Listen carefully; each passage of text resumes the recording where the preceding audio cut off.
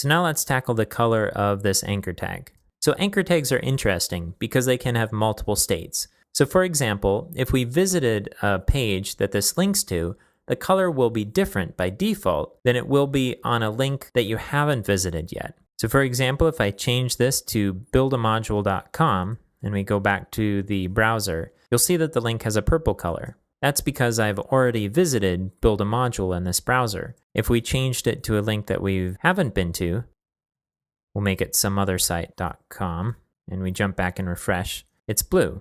In addition to this, there's also a hover state, and Chrome doesn't have one, so we're not seeing a different color here, but some browsers might. If we go back to the links page on W3 Schools, and we scroll down from the top, you can see that there's an example of changing the styles of the different states. So link, visited, hover, and then active. These are called pseudo-classes. The link pseudo-class indicates the default, the visited indicates visited, hover indicates you're hovering over it with your mouse, and active is a state of the link as it's being clicked. If we go to try it yourself, you can see how this works. So the way that we delineate the different states is by a colon, and then these different keywords. So let's assume, if we look at our mockup, that we want this link to have the same color no matter what state it's in. The way we can do that is by setting all of the states to the same color. So now let's go back to the browser and back to our example, and let's scroll to the snippet section down here. So in this case,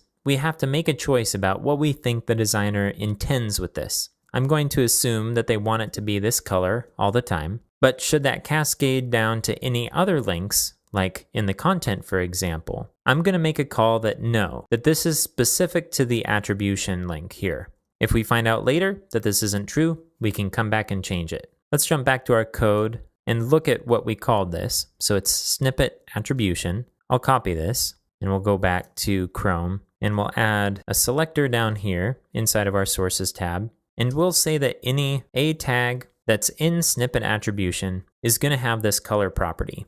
Again, let's reuse this color. So we'll copy it, paste it in, and you can see that the color changed. Now, to ensure that we're covering all of the different states, we'll need to add new selectors. So let's say we wanted to target the hover state. Then we could copy this, paste it in, and add A, and then the colon hover. So this would work, but what we can also do is combine multiple selectors if the styles that should be applied are the same. So what I can do is cut this selector here, and at the end of this selector, I'll add a comma. I'll also add a space for separation, but it's not necessary, and I'll paste it in.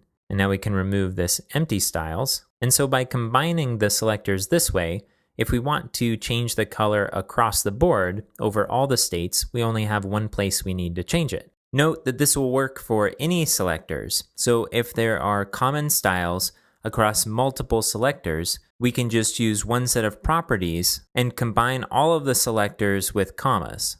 But now we also need to cover the other possible states as well. So I'm going to copy this, paste it in, and we'll switch out hover with visited. I'll paste this in again, and we'll do a link. I'll paste it in again, and we'll do active, and we'll save this. So that should cover all of the states listed here.